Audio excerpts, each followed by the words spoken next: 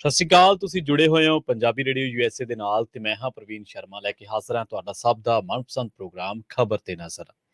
ਖਬਰ ਤੇ ਨਜ਼ਰ ਪ੍ਰੋਗਰਾਮ ਦੇ ਵਿੱਚ ਆਪਾਂ ਜੁੜਾਂਗੇ ਮਿੰਟੂ ਗੁਰਸਰਗਾ ਜੀ ਦੇ ਨਾਲ ਤੇ ਜਾਣਾਂਗੇ ਉਹਨਾਂ ਤੋਂ ਕੁਝ ਅਹਿਮ ਖਬਰਾਂ ਬਾਰੇ, ਕੁਝ ਖਾਸ ਜਾਣਕਾਰੀਆਂ। ਪਰ ਉਸ ਤੋਂ ਪਹਿਲਾਂ ਧੰਨਵਾਦ ਸਾਡੇ ਸਪਾਂਸਰ ਦਾ ਜਿਹੜੇ ਜ਼ਰੀਆ ਬਣਦੇ ਨੇ ਇਹਨਾਂ ਪ੍ਰੋਗਰਾਮਾਂ ਨੂੰ ਤੁਹਾਡੇ ਤੱਕ ਪਹੁੰਚਾਉਣ ਦਾ। ਖਾਲਸਾ ਇੰਸ਼ੋਰੈਂਸ ਏਜੰਸੀ ਵਾਲੇ ਪਿਛਲੇ ਕਈ ਦਹਾਕਿਆਂ ਤੋਂ ਇੰਸ਼ੋਰੈਂਸ ਦੇ ਵਿੱਚ ਸ਼ਾਨਦਾਰ ਸੇਵਾਵਾਂ ਦੇਣ ਦੇ ਲਈ ਜਾਣੇ ਜਾਂਦੇ ਨੇ। ਕਿਸੇ ਵੀ ਤਰ੍ਹਾਂ ਦੀ ਇੰਸ਼ੋਰੈਂਸ ਦੇ ਲਈ ਤੁਸੀਂ ਇਹਨਾਂ ਦੇ ਨਾਲ 408 272 2500 ਤੇ ਗੱਲ ਕਰ ਸਕਦੇ ਹੋ। ਟਰਕੀਆਨਾ ਇਮੀਗ੍ਰੇਸ਼ਨ ਲਾ ਫਰਮ ਵਾਲੇ ਜੇ ਟਰਕੀਆਨਾ ਇਮੀਗ੍ਰੇਸ਼ਨ ਬਾਬਤ ਤੁਹਾਡਾ ਕੋਈ ਸਵਾਲ ਹੈ, ਕੋਈ ਸਲਾਹ ਕਰਨੀ ਹੈ ਤਾਂ 415 909 0503 ਤੇ ਗੱਲ ਕੀਤੀ ਜਾ ਸਕਦੀ ਹੈ। Krishan Dhanota Yuba City, Baljinder Singh Nijjar Woodland, Paramjit Kaur Rangi Vacaville, Harnek Singh Pabla Indian cuisine Renton, Gurmeet Singh Dhian Kaur Samra Modesto, Jassi Gill plumbing ਵਾਲੇ, ਧਰਮ ਸਿੰਘ ਬੇਕਰਸਫੀਲਡ, ਜੀਐਨ ਲਿਊ ਵਾਲੇ ਟਰੱਕ ਵਾਸ਼ ਕਰਦੇ ਨੇ, ਆਇਲ ਚੇਂਜ ਕਰਦੇ ਨੇ, 에ਅਰ ਬ੍ਰੇਕਾਂ ਦਾ ਕੰਮ ਤਸੱਲੀ ਬਖਸ਼ ਕਰਵਾ ਸਕਦੇ ਹੋ। ਨਵੇਂ ਪੁਰਾਣੇ ਟਾਇਰ ਵੀ ਇਹਨਾਂ ਕੋਲ ਲੈ ਸਕਦੇ ਹੋ। ਲੋਕੇਸ਼ਨ ਹੈ ਸੈਂਟਰ ਨੇਲਾ ਦੀ, ਨਿਮਾ ਸਹੋਤਾ ਦੇ ਨਾਲ ਗੱਲ ਕੀਤੀ ਜਾ ਸਕਦੀ ਹੈ। ਨੰਬਰ ਹੈ 209 277 0113। ਤੇ ਜ਼ੈਂਡਰ ਗਰੁੱਪ ਵਾਲੇ ਕਿਸੇ ਵੀ ਤਰ੍ਹਾਂ ਦਾ ਘਰ ਖਰੀਦਣਾ ਜਾਂ ਘਰ ਵੇਚਣਾ ਜਾਂ ਲੈਣਾ ਚਾਹੁੰਦੇ ਤੁਸੀਂ ਹੋਮ ਲੋਨ ਤਾਂ ਇਹਨਾਂ ਦੇ ਨਾਲ 559 905 2575 ਤੇ ਗੱਲ ਕੀਤੀ ਜਾ ਸਕਦੀ ਹੈ। ਜੁੜਦੇ ਮਿੰਟੂ ਗੁਰਸਰਗਾ ਜੀ ਦੇ ਨਾਲ ਤੇ ਉਸ ਤੋਂ ਬਾਅਦ ਖਬਰਾਂ ਤੇ ਕਰਦੇ ਹਾਂ ਚਰਚਾ। ਮਿੰਟੂ ਸਤਿ ਸ਼੍ਰੀ ਅਕਾਲ, ਸਵਾਗਤ ਹੈ ਪੰਜਾਬੀ ਰੇਡੀਓ USA ਤੇ ਜੀ। ਸ਼ੁਕਰੀਆ ਸਾਰਿਆਂ ਨੂੰ, ਸਤਿ ਸ਼੍ਰੀ ਅਕਾਲ ਜੀ। ਮਿੰਟੂ ਜੀ, ਪਹਿਲੀ ਖਬਰ ਵੱਲ ਵਧੀਏ, ਗੱਲ ਕਰੀਏ ਮਰਹੂਮ ਪੰਜਾਬੀ ਨੌਜਵਾਨ ਗਾਇਕ ਸਿੱਧੂ ਮੂਸੇਵਾਲਾ ਦੇ ਕਤਲ ਦੇ ਮਾਮਲੇ ਦੀ। ਮੂਸੇਵਾਲਾ ਦੇ ਪਿਤਾ ਨੇ ਸੰਘਰਸ਼ ਦਾ ਮੋਰਚਾ ਖੋਲ ਦਿੱਤਾ ਜੀ। ਹਾਂਜੀ, ਦੇਖੋ ਇਹਨਾਂ ਨੇ ਪਿਛਲੇ ਐਤਵਾਰ ਜਦੋਂ ਇਹ ਗੱਲ ਕਹੀ ਸੀਗੀ ਕਿ ਅਸੀਂ ਕੁਝ ਕੁ ਦਿਨਾਂ ਦਾ ਮਤਲਬ ਕਿ ਹੋਰ ਇੰਤਜ਼ਾਰ ਕਰਾਂਗੇ, ਤਾਂ ਉਸ ਤੋਂ ਬਾਅਦ ਹੀ ਪਤਾ ਲੱਗ ਗਿਆ ਸੀਗਾ ਕਿ ਅਸਲ ਦੇ ਵਿੱਚ ਉਹਨਾਂ ਨੇ ਅਲਟੀਮੇਟਮ ਦਿੱਤਾ ਹੈਗਾ ਸਰਕਾਰ ਨੂੰ ਕਿ ਤਕਰੀਬਨ 1 ਹਫ਼ਤੇ ਦਾ ਉਹਨਾਂ ਨੇ ਸਮਾਂ ਦੇ ਦਿੱਤਾ ਕਿ ਬਈ ਹੁਣ ਇਸ ਤੋਂ ਬਾਅਦ ਥੋੜੀ ਜਿਹੀ ਡਿਸਟਰਬਿੰਗ ਠੀਕ ਕਰਿਓ, ਪਿੱਛੋਂ ਤੁਹਾਡੇ ਆਵਾਜ਼ ਆ ਰਹੀ ਜੀ ਜੀ। ਅੱਛਾ, ਉਹਦੇ ਵਿੱਚ ਉਹਨਾਂ ਨੇ ਸਾਫ਼ ਤੌਰ ਤੇ ਦੱਸ ਦਿੱਤਾ ਸੀਗਾ ਕਿ ਬਈ ਇਹ ਮਾਮਲਾ ਜਿਹੜਾ ਉਹ ਅਸੀਂ ਥੋੜਾ ਅੱਗੇ ਲੈ ਕੇ ਜਾਵਾਂਗੇ, ਇੱਥੋਂ ਤੱਕ ਕਿ ਸਿੱਧੂ ਮੂਸੇਵਾਲੇ ਦੀ ਮਾਤਾ ਚਰਨ ਕੌਰ ਨੇ ਕਹਿ ਦਿੱਤਾ ਸੀਗਾ ਕਿ ਜੇਕਰ ਕੋਈ ਨਾਲ ਨਾ ਬੈਠਿਆ ਤੇ ਫਿਰ ਮੈਂ ਆਪ ਤੇ ਮੇਰਾ ਸ਼ੌਕ ਦੋਨੇ ਹੀ ਅਸੀਂ ਬਹਿ ਜਾਵਾਂਗੇ। ਬਈ ਜੇ ਸੜਕ ਤੇ ਆਉਣਾ ਪਿਆ, ਕੋਈ ਵੀ ਸਾਡੇ ਨਾਲ ਨਹੀਂ ਹੋਏਗਾ, ਤਦ ਵੀ ਅਸੀਂ ਬਹਿ ਜਾਵਾਂਗੇ। ਸਿੱਧੂ ਮੂਸੇਵਾਲੇ ਦੇ ਪਿਤਾ ਦਾ ਵੀ ਇਹੀ ਕਹਿਣਾ ਸੀਗਾ ਕਿ ਸਰਕਾਰ ਇਸ ਮਾਮਲੇ ਦੇ ਵਿੱਚ ਚੰਗਾ ਨਹੀਂ ਕਰ ਰਹੀ, ਔਰ ਇਹ ਵੀ ਕਹਿ ਰਹੇ ਸੀ ਕਿ ਸ਼ੂਟਰ ਦੇ ਫੜੇ ਜਾਣ ਤੱਕ ਕੋਈ ਨਿਆਂ ਨਹੀਂ ਹੁੰਦਾ।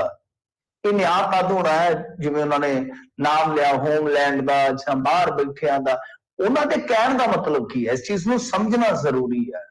ਉਹ ਕੀ ਕਹਿ ਰਹੇ ਨੇ, ਉਹਨਾਂ ਦਾ ਮਕਸਦ ਕੀ ਹੈ? ਮਕਸਦ ਇਹ ਹੈ ਕਿ ਮਿਊਜ਼ਿਕ ਇੰਡਸਟਰੀ ਦੇ ਵਿੱਚ ਜੋ ਗੰਦ ਪਿਆ ਹੋਇਆ, ਜੋ ਇਸ ਧੰਦੇ ਨਾਲ ਜੁੜੇ ਲੋਕ ਰੋਜੀ ਰੋਟੀ ਖਾਂਦੇ ਆ ਜਾਂ ਉਹਨਾਂ ਦੇ ਨਾਲ ਗਾਹ ਜੁੜੇ ਲੋਕ, ਇਸ ਧੰਦੇ ਤੋਂ ਇਲਾਵਾ ਨਾਲ ਇੱਕ ਧੰਦਾ ਹੋਰ ਸ਼ੋਈ ਬੈਠੇ ਆ, ਅਸਾਮੀਆਂ ਲੱਭ ਲੱਭ ਕੇ ਦੂਜਿਆਂ ਨੂੰ ਦੇਣੀਆਂ, ਗਰੋਹਬਾਜ਼ਾਂ ਨੂੰ, ਮਤਲਬ ਕਿ ਉਹ ਕਹਿਣਾ ਕਿ ਇਹਨੂੰ ਕਰ ਲਓ ਤੇ ਇਹਨੂੰ ਕਰ ਲਓ। ਜਿਹੜਾ ਇਸ ਟਾਈਮ ਕਹਿ ਲਓ ਕਿ ਚਰਚਾ ਦਾ ਵਿਸ਼ਾ ਹੈ ਕਿ ਉਹਨਾਂ ਨੇ ਸਿੱਧੇ ਤੌਰ ਤੇ ਸੰਕੇਤ ਦਿੱਤਾ, ਹੋਮਲੈਂਡ ਦਾ ਜ਼ਿਕਰ ਕੀਤਾ ਕਿ ਕੁਝ ਲੋਕ ਇਹ ਸਾਰਾ ਖੇਡ ਰਹੇ ਸੀਗੇ। ਤਾਂ ਕਹਿਣ ਦਾ ਭਾਵ ਇਹ ਆ ਕਿ ਅਲਟੀਮੇਟਮ ਜਿਹੜਾ ਸਰਕਾਰ ਨੂੰ ਦਿੱਤਾ ਗਿਆ ਸੀਗਾ, ਉਹਦੇ ਪਿੱਛੇ ਮਕਸਦ ਮੂਲ ਤੌਰ ਤੇ ਇਹੋ ਆ, ਇਹ ਸਾਰੇ ਬੰਦੇ ਐਕਸਪੋਜ਼ ਕਰੋ, ਸਾਰੇ ਹੀ ਬੰਦੇ ਜਿਹੜੇ ਆ ਉਹ ਲੋਕਾਂ ਦੇ ਸਾਹਮਣੇ ਲੈ ਕੇ ਆਓ, ਫੜ ਕੇ ਆਓ। ਕਿਉਂਕਿ ਜਿਹੜੇ ਬੰਦੇ ਨੇ ਮੰਨ ਲਓ ਕਿਸੇ ਤੋਂ ਧਮਕੀ ਦਵਾਈ ਆ ਜਾਂ ਫਿਰ ਵਿੱਚ ਪੈ ਕੇ ਸੈਟਿੰਗ ਕਰਵਾਈ ਆ, ਸਾਰੇ ਹੀ ਦੋਸ਼ੀ ਹੁੰਦੇ ਨੇ। ਤੋ ਇਹ ਇੱਕ ਸਮੱਸਿਆ ਵੱਲ ਉਹਨਾਂ ਨੇ ਧਿਆਨ ਦਿਵਾਇਆ। ਔਰ ਦੂਜੀ ਗੱਲ ਇਹ ਆ ਕਿ ਪੂਰਨ ਨਿਆਂ ਦੀ ਗੱਲ ਆ। ਪੂਰਨ ਨਿਆਂ ਕੀ ਹੁੰਦਾ ਕਿ ਜੇ ਮੰਨ ਲਓ ਕਿਸੇ ਕਨਸਪੀਰੇਸੀ ਦੇ ਵਿੱਚ 40 ਜਾਣੇ ਆ, ਤਾਂ ਜਦ ਤੱਕ ਉਹ 40 ਫੜ ਕੇ ਤੁਸੀਂ ਸਜ਼ਾ ਤੱਕ ਨਹੀਂ ਪਹੁੰਚਾਓਗੇ ਤਦ ਤੱਕ ਅਧੂਰਾ ਨਿਆਂ। ਉਹ ਕਿੱਥੇ ਆ ਇਸ ਗੱਲ ਦੇ ਵਿੱਚ? ਹੁਣ ਦੇਖੋ ਸਰਕਾਰ ਫਸ ਜਾਏਗੀ। ਕੈਨੇਡਾ ਚੋਂ ਬੰਦਾ ਲਿਆਉਣਾ ਸੌਖਾ ਨਹੀਂ ਹੈ, ਕਿਸੇ ਹੋਰ ਮੁਲਕ 'ਚ ਬੈਠਾ ਉੱਥੋਂ ਬੰਦਾ ਲਿਆਉਣਾ ਸੌਖਾ ਨਹੀਂ। ਪੰਜਾਬ ਸਰਕਾਰ ਤੇ ਲਿਆ ਹੀ ਨਹੀਂ ਸਕਦੀ। ਪੰਜਾਬ ਸਰਕਾਰ ਸਿੱਧੇ ਤੌਰ ਤੇ ਕੁਝ ਨਹੀਂ ਕਰ ਸਕਦੀ ਇਸ ਮਸਲੇ 'ਚ। ਜੇ ਉਹ ਚਾਹਣ ਕਿ ਫਲਾਣੇ ਨੂੰ ਲੈ ਕੇ ਆਓ ਜੀ, ਫਲਾਣੇ ਨੂੰ ਲੈ ਕੇ ਆਓ, ਤਾਂ ਉਹਦਾ ਇੱਕੋ ਇੱਕ ਹੱਲ ਹੈ ਕਿ ਨਰਿੰਦਰ ਮੋਦੀ ਸਰਕਾਰ ਪਹਿਲ ਕਦਮੀ ਕਰੇ। ਜਦ ਤੱਕ ਇਹ ਸਰਕਾਰ ਪਹਿਲ ਕਦਮੀ ਨਹੀਂ ਕਰੇਗੀ ਤਾਂ ਇਹ ਦੋ ਦੇਸ਼ਾਂ ਦਾ ਮਸਲਾ ਹੈ, ਇਹ ਤਾਂ ਆਪਾਂ ਨੂੰ ਪਤਾ, ਸਭ ਨੂੰ ਪਤਾ ਹੈ। ਤਾਂ ਜਦੋਂ ਤੱਕ ਸਰਕਾਰ ਇਨਵੋਲਵ ਨਹੀਂ ਹੁੰਦੀ, ਪੰਜਾਬ ਸਰਕਾਰ ਇਹ ਹੈ ਕਿ ਨਾਲ ਜੇ ਤੁਰੇਗੀ ਤੇ ਅੱਛਾ ਹੈ, ਜੇ ਨਹੀਂ ਤਾਂ ਅਮਿਤ ਸ਼ਾਹ ਤਾਂ ਪਹਿਲਾਂ ਹੀ ਉਹਨਾਂ ਨੂੰ ਮਿਲ ਚੁੱਕੇ ਨੇ। ਉਹਨਾਂ ਦਾ ਤਾਂ ਪੰਜਾਬ ਸਰਕਾਰ ਤੱਕ ਪਹਿਲਾਂ ਸੁਣਿਆ ਹੋਏਗਾ, ਫਿਰ ਨਹੀਂ ਤਾਂ ਉਹ ਦਿੱਲੀ ਤੱਕ ਚਲੇ ਜਾਣਗੇ, ਫਿਰ ਇਹੀ ਬਚਦਾ। ਉਹ ਇਹ ਹੁਣ ਪਹਿਲੀ ਕਾਲ ਹੈ, ਇਹ ਜਿਹੜੀ ਕਾਲ ਆਈ ਹੈ ਮੇਰੇ ਖਿਆਲ ਦੇ ਨਾਲ 25/8/2022 ਨੂੰ ਸ਼ਾਮ 4 ਵਜੇ ਦੀ ਹੈ ਕਿ ਮਾਨਸਾ ਤੋਂ ਲੈ ਕੇ ਪਿੰਡ ਜਵਾਰ ਕੀ ਜਿੱਥੇ ਹੱਤਿਆ ਹੋਈ ਹੈ ਕਿ ਉੱਥੋਂ ਤੱਕ ਇੱਕ ਕੈਂਡਲ ਮਾਰਚ ਕੱਢਿਆ ਜਾਏਗਾ। ਤਾਂ ਉਹਦੇ ਵਿੱਚ ਹੁਣ ਪਤਾ ਨਹੀਂ ਕਿੱਥੋਂ ਕਿੱਥੋਂ ਲੋਕ ਆਉਣਗੇ, ਕਿ ਲੋਕਲ ਲੋਕਾਂ ਨੂੰ ਹੀ ਅਪੀਲ ਕਰਦੇ ਆ ਤਾਂ ਬਾਅਦ ਦੀ ਗੱਲ ਆ। ਪਰ ਇਸ ਚੀਜ਼ ਦਾ ਕਿਤੇ ਨਾ ਕਿਤੇ ਅੰਦਾਜ਼ਾ ਹੋ ਗਿਆ ਸੀਗਾ ਅੱਜ ਸਵੇਰੇ ਹੀ, ਜਦੋਂ ਸਿੱਧੂ ਮੂਸੇਵਾਲੇ ਦੇ ਪਿਤਾ ਨੇ ਇੱਕ ਅਕਾਊਂਟ ਬਣਾ ਲਿਆ ਸੋਸ਼ਲ ਮੀਡੀਆ ਤੇ, ਉੱਥੇ ਫੋਲੋਇੰਗ ਬੜੀ ਧੜ ਵਧੀ, ਉੱਥੋਂ ਸਾਫ਼ ਤੌਰ ਤੇ ਦਿਸ ਗਿਆ ਸੀਗਾ ਕਿ ਕਾਲ ਆਏਗੀ, ਕਿਉਂਕਿ ਅਲਟੀਮੇਟਮ ਆ ਚੁੱਕਾ ਸੀਗਾ, ਹੁਣ ਕਾਲ ਆਉਣੀ ਬਾਕੀ ਸੀਗੀ। ਉਸ ਸੰਘਰਸ਼ ਦੀ ਜਾਂ ਕਹਿ ਲਓ ਕਿ ਪਹਿਲੀ ਇੱਕ ਤਰ੍ਹਾਂ ਨਾਲ ਚੇਤਾਵਨੀ ਦੀ ਕਾਲ ਜਿਹੜੀ ਆ ਗਈ ਆ। ਹੁਣ ਦੇਖੋ ਪੰਜਾਬ ਸਰਕਾਰ ਇਹਨੂੰ ਕਿਸ ਤਰ੍ਹਾਂ ਲੈਂਦੀ ਹੈ। ਪੰਜਾਬ ਸਰਕਾਰ ਵਾਸਤੇ ਆਉਣ ਵਾਲੇ ਦਿਨਾਂ 'ਚ ਮੇਰੇ ਖਿਆਲ ਦੇ ਨਾਲ ਵਿਪਤਾਵਾਂ ਜਿਹੜੀਆਂ ਨੇ ਉਹ ਵਧਣਗੀਆਂ। ਤਾਂ ਇਹ ਹੈ। ਇਸ ਤੋਂ ਇਲਾਵਾ ਜੇ ਤੁਸੀਂ ਦੇਖੋਗੇ ਤਾਂ ਅੱਜ ਵੀ ਮੇਰੇ ਖਿਆਲ ਦੇ ਨਾਲ ਇਹਨਾਂ ਨੇ ਕੁਝ ਬੇਰੁਜ਼ਗਾਰ ਕੁੱਟ ਦਿੱਤੇ ਆ, ਉਹ ਤਾਂ ਵੈਸੇ ਹਫ਼ਤੇ ਬਾਅਦ ਡੋਜ਼ ਦਿੰਦੇ ਹੀ ਦਿੰਦੇ ਨੇ ਬੇਰੁਜ਼ਗਾਰਾਂ ਨੂੰ। ਤਾਂ ਤੀਜੀ ਗੱਲ ਇਹ ਆ ਕਿ ਬੈਬਲ ਤੇ ਕੋਟਕਪੂਰਾ ਇਹਨਾਂ ਕੇਸਾਂ ਦੀ ਸੁਣਵਾਈ ਪੈ ਗਈ ਆ ਮਿਡ ਅਕਤੂਬਰ ਦੇ ਵਿੱਚ। ਤਾਂ ਉਹ ਜਿਹੜਾ ਉਹਨਾਂ ਨੇ ਅਲਟੀਮੇਟਮ ਦੇ ਰੱਖਿਆ ਕਿ 15 ਦਿਨ ਅਸੀਂ ਸਰਕਾਰ ਨੂੰ ਹੋਰ ਦਿੰਦੇ ਆ, ਫਿਰ ਨਹੀਂ ਤਾਂ ਸਿੱਖ ਸੰਗਤ ਫੈਸਲਾ ਲੈ ਗਈ ਬਰਗਾੜੀ ਮੋਰਚੇ ਵਾਲਿਆਂ ਨੇ। ਤਾਂ ਉੱਥੇ ਵੀ ਕਾਲ ਆ ਜਾਣੀ ਹੈ ਅਗਲੇ ਦਿਨਾਂ 'ਚ, ਉੱਥੇ ਫਿਰ ਕੋਈ ਨਾ ਕੋਈ ਫੈਸਲਾ ਆ ਜਾਣਾ। ਸੋ ਆਉਣ ਵਾਲੇ ਦਿਨਾਂ 'ਚ ਮੇਰੇ ਖਿਆਲ ਦੇ ਨਾਲ ਸਰਕਾਰ ਦੇ ਖਿਲਾਫ ਬਹੁਤ ਵੱਡਾ ਮੋਰਚਾ ਵੀ ਲੱਗ ਸਕਦਾ ਹੈ।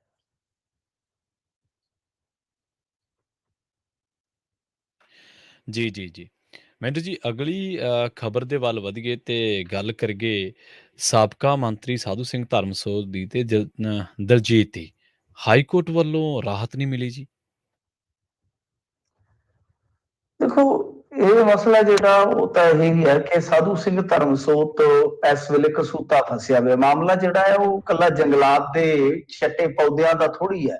ਉਹ ਤਾਂ ਚਲੋ ਕਹਿ ਸਕਦਾ ਕਿ ਮੈਂ ਦਾਤਨ ਦੋਤਨ ਕੀਤੀ ਹੈ ਥੋੜੀ ਬਹੁਤੀ, ਮੂੰਹ ਸਵਾਰਿਆ, ਪਰ ਦੂਸਰੇ ਪਾਸੇ ਹੋਰ ਵੀ ਹੈ ਨਾ, ਕੁਝ ਮਾਮਲੇ ਹੋਰ ਬਣਦੇ ਪਏ ਨੇ। ਜਿੱਦਾਂ ਉਹ ਇੱਕ ਇਹਨਾਂ ਨੇ ਜਾਣਕਾਰੀ ਨਹੀਂ ਦਿੱਤੀ ਜਦੋਂ ਕਾਗਜ਼ ਭਰੇ ਆ, ਤਾਂ ਉਸ ਟਾਈਮ ਜਾਣਕਾਰੀ ਨਹੀਂ ਦਿੱਤੀ ਕਿ ਪਲਾਟ ਸੀਗਾ ਪਿਆ ਉੱਥੇ ਮੋਹਾਲੀ ਦੇ ਵਿੱਚ, ਉਸ ਪਲਾਟ ਦੀ ਜਿਹੜੀ ਜਾਣਕਾਰੀ ਲੁਕੋਈ ਆ ਉਹ ਵੀ ਤੇ ਪਰਚਾ ਬਣੇਗਾ ਨਾ। ਤਾਂ ਇਸ ਤਰ੍ਹਾਂ ਹੈ ਕਿ ਹਾਲ ਦੀ ਘੜੀ ਰਾਹਤ ਨਹੀਂ ਹੈ, ਪਰ ਰਾਹਤ ਮਿਲ ਸਕਦੀ ਆ, ਕਿਉਂਕਿ ਜਿਹੜੇ ਸਾਧੂ ਸਿੰਘ ਧਰਮਸੋਤ ਦੇ ਮਸਲੇ ਉਹਦੇ ਵਿੱਚ ਸਭ ਤੋਂ ਵੱਡਾ ਮਸਲਾ ਜੇ ਆਪਾਂ ਲਾ ਲਈਏ, ਸਭ ਤੋਂ ਪਹਿਲਾਂ ਤੇ ਇਹੀ ਹੈ ਨਾ ਕਿ ਰਿਸ਼ਵਤ ਲਈ, ਪੈਸਾ ਲਿਆ। ਤਾਂ ਉਹਦੇ ਵਿੱਚ ਜ਼ਮਾਨਤ ਜੇ ਹੋ ਜਾਂਦੀ ਹੈ ਤਾਂ ਚਲੋ ਅਗਾਂਹ ਥੋੜਾ ਰਸਤਾ ਸੌਖਾ ਹੋ ਜਾਏਗਾ। ਜੇ ਕੋਈ ਹੋਰ ਕੇਸ ਬਣਿਆ ਜਾਂ ਬਣਦਾ ਹੈ ਤਾਂ ਉਹਦੇ ਵਿੱਚ ਹੁਣ ਇਹਨਾਂ ਨੇ ਜਿਹੜੀ ਮਤਲਬ ਕਿ ਇਹਨਾਂ ਦੀ ਟੀਮ ਨੇ ਸਾਰੀ ਉਹ ਕੀਤੀ ਹੈ ਚਾਰਾ ਜੋਈ, ਤਾਂ ਉਹਦੇ ਵਿੱਚ ਹਾਈ ਕੋਰਟ ਵੱਲੋਂ ਅੱਜ ਰਾਹਤ ਨਹੀਂ ਦਿੱਤੀ ਗਈ, ਪਰ ਬਹਿਸ ਹੋ ਗਈ, ਆਰਗੂਮੈਂਟ ਹੋ ਗਿਆ। ਤਾਂ ਹੁਣ ਕੀ ਹੈ ਕਿ ਫੈਸਲਾ ਰਿਜ਼ਰਵ ਰੱਖ ਲਿਆ ਗਿਆ, ਤਾਂ ਕਿਸੇ ਵੀ ਦਿਨ ਸੁਣਾ ਦਿੱਤਾ ਜਾਏਗਾ। ਹੋ ਸਕਦਾ ਜ਼ਮਾਨਤ ਮਿਲ ਜਾਵੇ, ਕਿਉਂਕਿ ਦੇਖੋ ਇਨ ਦੀ ਐਂਡ ਇਹਨਾਂ ਕੇਸਾਂ ਦੇ ਵਿੱਚ ਜ਼ਮਾਨਤ ਹੀ ਮਿਲਣੀ ਹੁੰਦੀ ਆ। ਤਾਂ ਵੇਖ ਲਓ ਮਜੀਠੀਆ ਆ ਗਿਆ, ਹੋਰ 4 ਦਿਨਾਂ ਨੂੰ ਇਹ ਵੀ ਆ ਜਾਣਗੇ। ਜੋਗਿੰਦਰਪਾਲ ਦੀ ਵੀ ਜ਼ਮਾਨਤ ਹੋਗੀ ਮੇਰੇ ਖਿਆਲ ਦੇ ਨਾਲ, ਮਿਲਣੀ ਜ਼ਮਾਨਤ ਹੀ ਆ। ਹੁਣ ਕਿਸੇ ਨੂੰ ਮਿਲ ਜੂਗੀ 10 ਦਿਨਾਂ ਬਾਅਦ, ਕਿਸੇ ਨੂੰ ਮਹੀਨੇ ਬਾਅਦ। ਸਿੰਗਲਾ ਨੂੰ ਮਿਲ ਗਈ ਜ਼ਮਾਨਤ, ਤੁਹਾਡੇ ਸਾਹਮਣੇ ਮਿਲਣੀ ਜ਼ਮਾਨਤ ਹੀ ਹੈ। ਇਹਦੇ ਵਿੱਚ ਕੋਈ ਇਹ ਨਹੀਂ ਹੈਗਾ ਕਿ ਇਹਨਾਂ ਨੂੰ ਕਾਲੇ ਪਾਣੀ ਘੱਲ ਦੇਣਗੇ। ਰੱਖਣਾ ਇੱਥੇ ਹੀ ਆ, ਰਹਿਣਾ ਇੱਥੇ ਹੀ ਆ, ਆਉਣਾ ਵੀ ਆ, ਪਰ ਇਹ ਵੇਖਣਾ ਹੁੰਦਾ ਕਿ ਕਿਹਦਾ ਸਫ਼ਰ ਕਿੰਨਾ ਲੰਮਾ ਚੱਲਦਾ ਹੈ। ਇਹ ਹੁਣ ਸਾਧੂ ਸਿੰਘ ਧਰਮਸੋਤ ਦਾ ਜੇ ਫੈਸਲਾ ਆ ਜਾਂਦਾ ਹੈ ਇਹਦੇ ਹੱਕ ਦੇ ਵਿੱਚ, ਤੇ ਸਾਧੂ ਸਿੰਘ ਧਰਮਸੋਤ ਵਾਸਤੇ ਰਾਹਤ ਹੈ। ਤੇ ਦੂਜੀ ਗੱਲ ਜਿਹੜੀ ਹੈ ਉਹ ਹੈਗੀ ਆ ਦਲਜੀਤ ਸਿੰਘ ਦੀ, ਜਿਹੜਾ ਕਿ ਸੰਗਤ ਸਿੰਘ ਗਿੱਲ ਜੀਆਂ ਦਾ ਭਤੀਜਾ ਵਾ। ਤਾਂ ਉਹਦੇ ਤੇ ਵੀ ਕੋਈ ਰਾਹਤ ਮੇਰੇ ਖਿਆਲ ਦੇ ਨਾਲ ਜਿਹੜੀ ਆ ਉਹ ਨਹੀਂ ਮਿਲੀ। ਸੋ ਇਸ ਕਰਕੇ ਇਹ ਜਿਹੜੀ ਕਹਿ ਲਓ ਕਿ ਇੱਕੋ ਮਿੱਕੋ ਹੀ ਹੈ ਸਾਰੀ ਖੇਡ। ਤਾਂ ਇਹਦੇ ਵਿੱਚ ਹੁਣ ਇਹ ਦੇਖਣਾ ਹੋਵੇਗਾ ਕਿ ਫੈਸਲਾ ਕਿਹਦੇ ਹੱਕ ਚ ਆਉਂਦਾ। ਵੈਸੇ ਅੱਜ ਐਡਵੋਕੇਟ ਜਨਰਲ ਮੇਰੇ ਖਿਆਲ ਦੇ ਨਾਲ ਖੁਦ ਇਸ ਮਾਮਲੇ ਚ ਪੇਸ਼ ਹੋਏ ਸੀ, ਤਾਂ ਤੁਸੀਂ ਸਮਝ ਸਕਦੇ ਹੋ ਕਿ ਸਰਕਾਰ ਅਪੋਜ਼ ਬਹੁਤ ਸਟਰੋਂਗਲੀ ਕਰ ਰਹੀ ਹੈ ਇਸ ਮਾਮਲੇ ਚ। ਪਰ ਵੇਖਣਾ ਹੋਵੇਗਾ ਕਿ ਕਦੋਂ ਤੱਕ ਉਹ ਇਹਨਾਂ ਨੂੰ ਡੱਕ ਸਕਦੇ ਆ।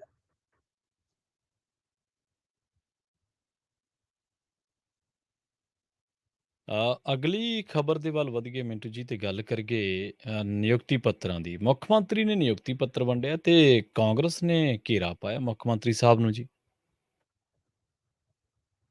ਦੇਖੋ ਇਹ ਪੰਜਾਬ ਪੁਲਿਸ ਦੇ ਵਿੱਚ ਭਰਤੀ ਹੋਈ ਸੀਗੀ, ਬਿਲਕੁਲ ਗੱਲ ਦਰੁਸਤ ਹੈ ਕਾਂਗਰਸ ਦੀ, ਇਹਦੇ ਵਿੱਚ ਕੋਈ ਸ਼ੱਕ ਨਹੀਂ ਹੈ ਕਿ ਇਹ ਜਿਹੜੀ ਭਰਤੀ ਹੋ ਗਈ ਸੀ ਉਸ ਤੋਂ ਬਾਅਦ ਕੋਡ ਆਫ ਕੰਡਕਟ ਲੱਗ ਗਿਆ ਫਿਰ ਉਹਨਾਂ ਦੇ ਨਿਯੁਕਤੀ ਪੱਤਰ ਲਟਕ ਗਏ। ਇਹ ਉਹ ਬੱਚੇ ਸਨ ਜਿਨ੍ਹਾਂ ਨੇ ਮੇਰੇ ਖਿਆਲ ਦੇ ਨਾਲ 2-3 ਵਾਰਾਂ ਸੜਕਾਂ ਤੇ ਜਾ ਕੇ ਪ੍ਰਦਰਸ਼ਨ ਕੀਤਾ ਕਿ ਸਾਡੇ ਨਿਯੁਕਤੀ ਪੱਤਰ ਦੇ ਦਿਓ, ਗੱਲ ਖਤਮ ਕਰੋ।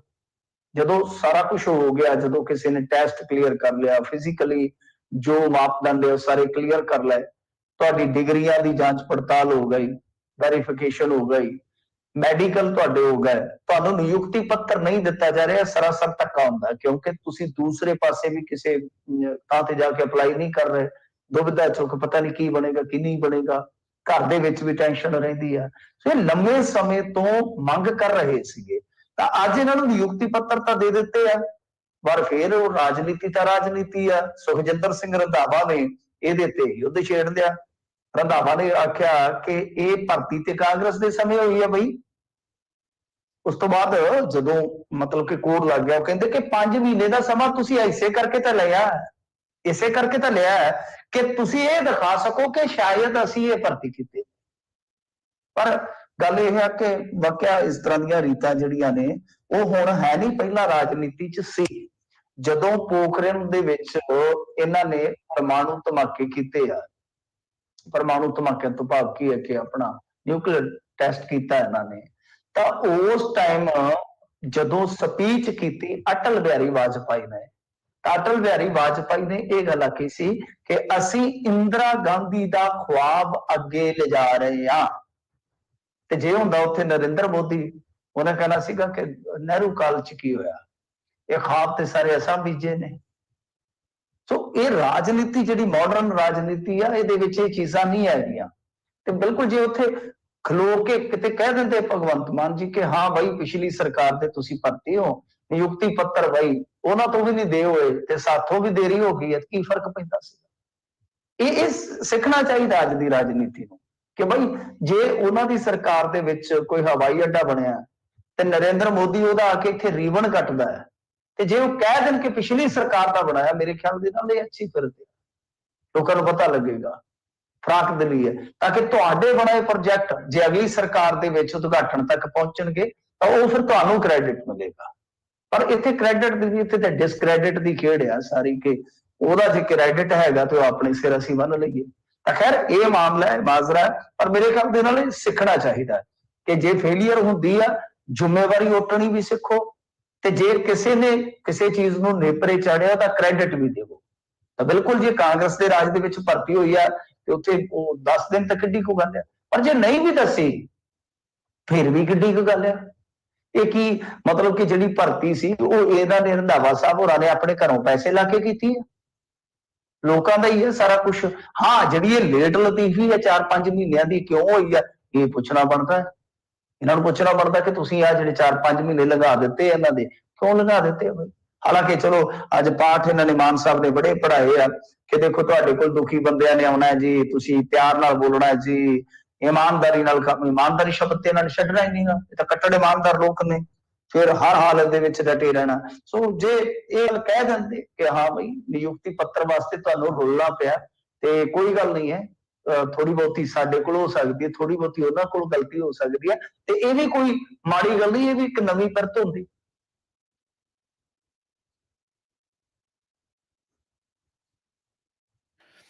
ਅਗਲੀ ਖਬਰ ਦੇ ਵੱਲ ਵਧੀਏ ਮਿੰਟੂ ਜੀ, ਤੇ ਗੱਲ ਕਰੀਏ ਅਹਿਮ ਸ਼ਖਸੀਅਤਾਂ ਦੀ ਸੁਰੱਖਿਆ ਦੇ ਵਿੱਚ ਜਿਹੜੀ ਕਟੌਤੀ ਕੀਤੀ ਗਈ ਸੀਗੀ, ਉਸ ਤੋਂ ਬਾਅਦ ਸਿੱਧੂ ਮੂਸੇਵਾਲੇ ਦਾ ਕਤਲ ਵੀ ਹੋ ਗਿਆ ਕਿਉਂਕਿ ਉਹਨੂੰ ਪ੍ਰਚਾਰਿਆ ਬੜਾ ਗਿਆ ਸੀ ਸਿਆਸੀ ਹਿੱਤਾਂ ਵਾਸਤੇ। ਹੁਣ ਹਾਈ ਕੋਰਟ ਨੇ ਕਿਹਾ ਕਿ ਇਹਦੀ ਸਮੀਖਿਆ ਹੋਣੀ ਚਾਹੀਦੀ ਹੈ ਮੁੜ ਤੋਂ ਜੀ। ਦੇਖੋ ਇਹਦੀ ਸਮੀਖਿਆ ਹੁਣ ਹੋਏਗੀ ਕਿਉਂਕਿ ਇਹਨਾਂ ਨੂੰ ਫਟਕਾਰਾਂ ਵੀ ਚੰਗੀਆਂ ਪਈਆਂ ਨੇ, ਬਹੁਤ ਜ਼ਿਆਦਾ ਫਟਕਾਰਾਂ ਵੀ ਪਈਆਂ ਨੇ ਪੰਜਾਬ ਸਰਕਾਰ ਨੂੰ, ਲਗਾਤਾਰ ਪੈ ਰਹੀਆਂ ਨੇ ਇਸ ਮੁੱਦੇ ਤੇ। ਤਾਂ ਇਹ ਮਸਲਾ ਕੁਝ ਲੋਕ ਇਸੇ ਤਰ੍ਹਾਂ ਹੀ ਲੈ ਗਏ ਸਨ, ਵੀਆਈਪੀ ਲੋਕ ਕੋਰਟ ਤੱਕ, ਜਦੋਂ ਸਿੱਧੂ ਮੂਸੇਵਾਲੇ ਦਾ ਇਹ ਕਤਲकांड ਅੰਜਾਮ ਦਿੱਤਾ ਗਿਆ, ਕਿਉਂਕਿ ਉਹਨਾਂ ਵਾਸਤੇ ਉਹ ਇੱਕ ਪ੍ਰਤੱਖ ਤੌਰ ਤੇ ਕਹਿ ਲੋ ਕਿ ਬੜੀ ਇੱਕ ਵਾਜਬ ਮਿਸਾਲ ਹੈ ਕਿ ਵੇਖੋ ਜੀ ਸਿਕਿਉਰਿਟੀ ਚੋਂ ਕਟੌਤੀ ਹੋਈ ਤੇ ਉਹਦੇ ਨਾਲ ਆ ਕਾਂਡ ਹੋ ਗਿਆ।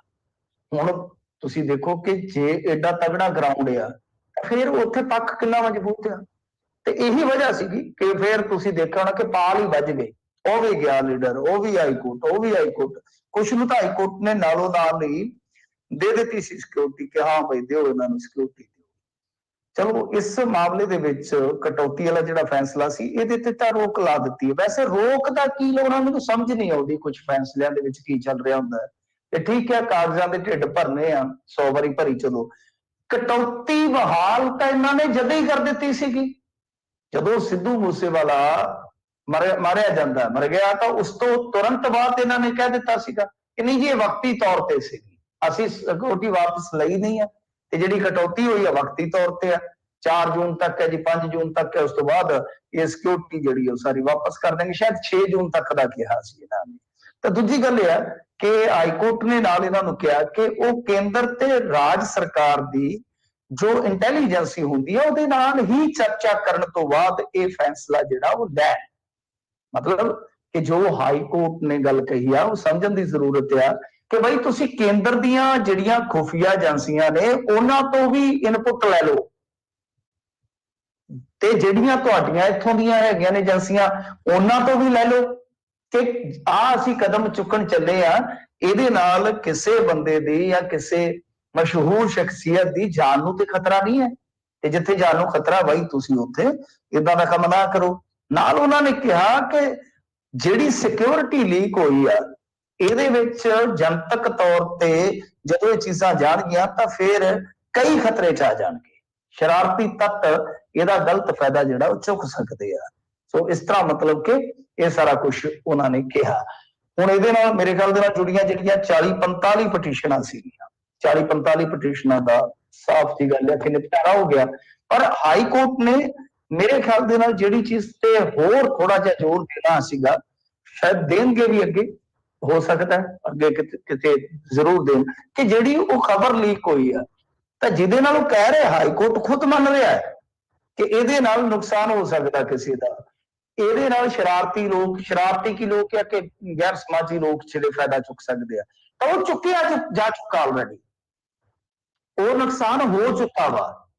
ਤਾਂ ਉਹਦੇ ਵਾਸਤੇ ਅੱਡ ਤੋਂ ਕੀ ਹੋਣਾ ਚਾਹੀਦਾ ਉਹ ਤਾਂ ਕੋਰਟ ਦੇਖੇ, ਮੈਂ ਕੋਈ ਅਥਾਰਟੀ ਨਹੀਂ ਹੈਗਾ, ਨਾ ਹੀ ਮੈਂ ਮਤਲਬ ਕਿ ਹਾਈ ਕੋਰਟ ਨੂੰ ਕਹਿ ਸਕਦਾ ਆਪਦੀ ਕੈਪੈਸਿਟੀ ਦੇ ਵਿੱਚ, ਪਰ ਇਹਦੇ ਤੇ ਮੇਰੇ ਖਿਆਲ ਦੇ ਨਾਲ ਸੋਚਣਾ ਜ਼ਰੂਰ ਚਾਹੀਦਾ ਹੈ, ਕਿਉਂਕਿ ਜਿਹੜੀ ਚੀਜ਼ ਨੂੰ ਤੁਸੀਂ ਪੁਆਇੰਟ ਆਊਟ ਕਰ ਰਹੇ ਹੋ ਕਿ ਇਦਾਂ ਹੋ ਸਕਦਾ, ਜੇ ਇਦਾਂ ਕਰੋਗੇ ਤਾਂ ਇਦਾਂ ਹੋ ਸਕਦਾ, ਉਹ ਆਲਰੇਡੀ ਹੋ ਚੁੱਕਾ ਹੈ ਜ਼ਰੂਰ, ਜਿਹੜਾ ਹੋ ਚੁੱਕਾ ਹੈ ਉਹਦੇ ਬਾਬਤ ਕੀ ਕਹਿਣਾ, ਉਹਦੀ ਜ਼ਿੰਮੇਵਾਰੀ ਕਿਸ ਦੀ ਹੋ ਸਕਦੀ ਹੈ।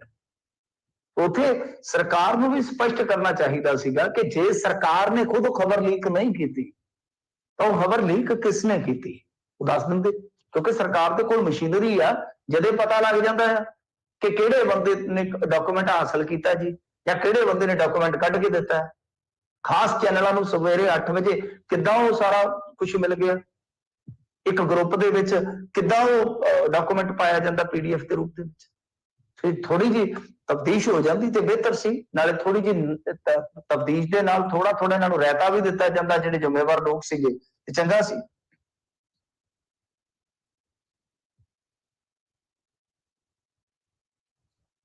ਅਗਲੀ ਖਬਰ ਦੇ ਵੱਲ ਵਧੀਏ ਮਿੰਟੂ ਜੀ, ਗੱਲ ਕਰੀਏ ਭਗਵੰਤ ਮਾਨ ਸਾਹਿਬ ਮੁੱਖ ਮੰਤਰੀ ਦੇ ਸਾਬਕਾ PA ਦੀ। ਖਬਰ ਆ ਰਹੀ ਹੈ ਕਿ ਸਾਬਕਾ PA ਭਗਵੰਤ ਸਿੱਧੂ ਤੇ ਜਾਨਲੇਵਾ ਹਮਲਾ ਹੋਇਆ ਜੀ।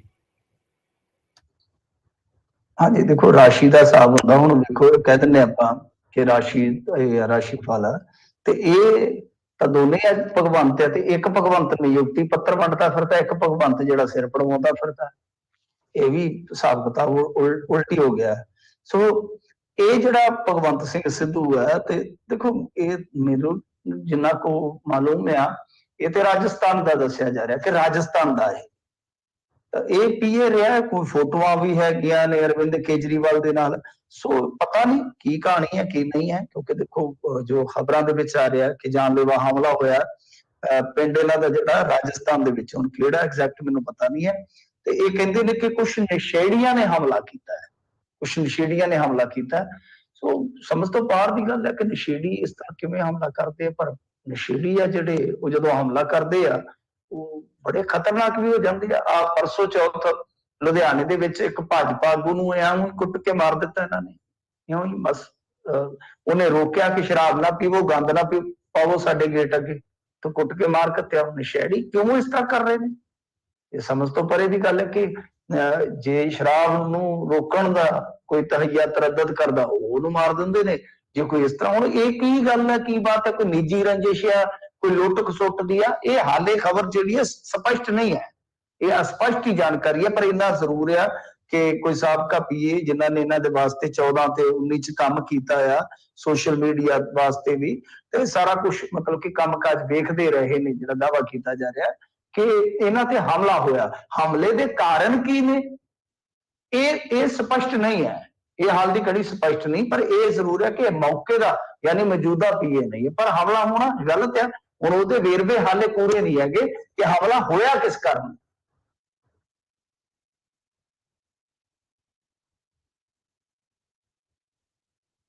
ਅਗਲੀ ਖਬਰ ਦੇ ਵੱਲ ਵਧੀਏ ਮਿੰਟ ਜੀ, ਗੱਲ ਕਰੀਏ ਸੋਨਾਲੀ ਫੋਗਾਟ ਦੀ। ਸ਼ਾਇਦ ਇਹ ਬੀਬੀ ਉਹੀ ਹੈ ਜਿਹੜੀ ਟਿਕਟੋਕ ਸਟਾਰ ਸੀਗੀ ਤੇ ਬਾਅਦ ਦੇ ਵਿੱਚ ਇਹਨੇ ਬੀਜੇਪੀ ਜੁਆਇਨ ਕੀਤੀ ਸੀਗੀ, ਤੇ ਹੁਣ ਮੌਤ ਹੋਈ ਹੈ ਜੀ, ਤੇ ਉਹਦੀ ਸੀਬੀਆਈ ਜਾਂਚ ਦੀ ਮੰਗ ਕੀਤੀ ਜਾ ਰਹੀ ਹੈ ਜੀ।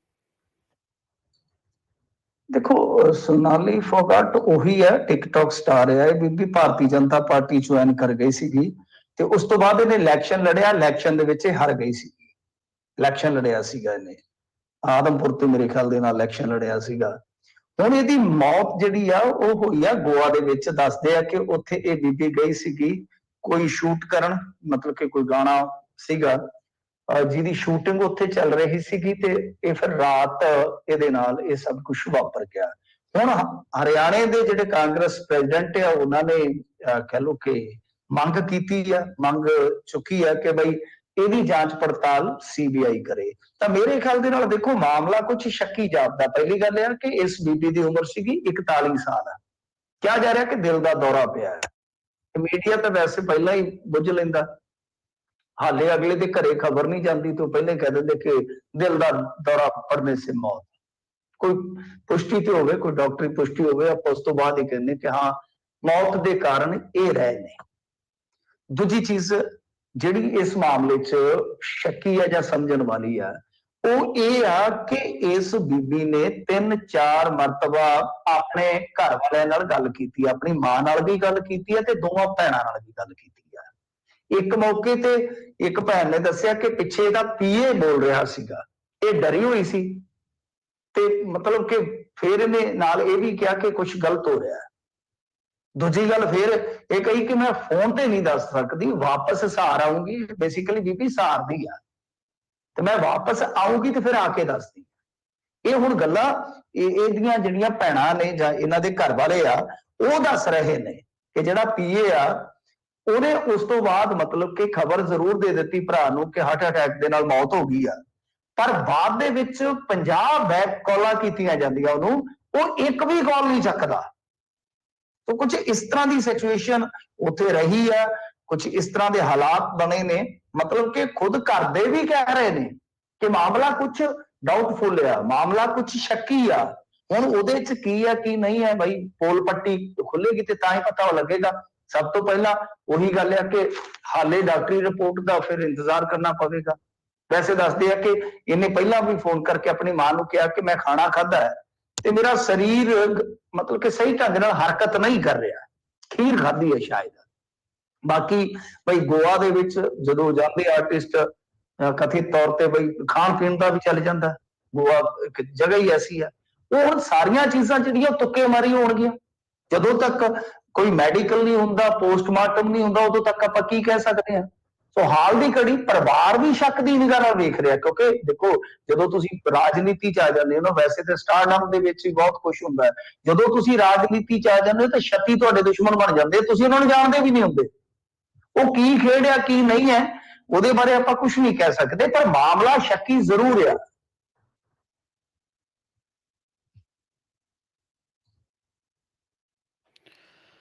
ਅਗਲੀ ਖਬਰ ਦੇ ਵੱਲ ਵਧੀਏ ਜਾਂਦੇ ਜਾਂਦੇ ਗੱਲ ਕਰੀਏ ਕਿਸਾਨ ਸਬਸਿਡੀ ਦੀ। ਮਿੰਟ ਜੀ, SBI ਨੇ ਹੁਣ ਕਿਹਾ ਕਿ ਕਿਸਾਨ ਸਬਸਿਡੀ ਦਾ ਮੁੱਦਾ ਜਿਹੜਾ ਇਹਨੂੰ G20 ਦੇ ਵਿੱਚ ਚੁੱਕਣ ਦਾ ਸੁਨਹਿਰੀ ਮੌਕਾ ਹੈ।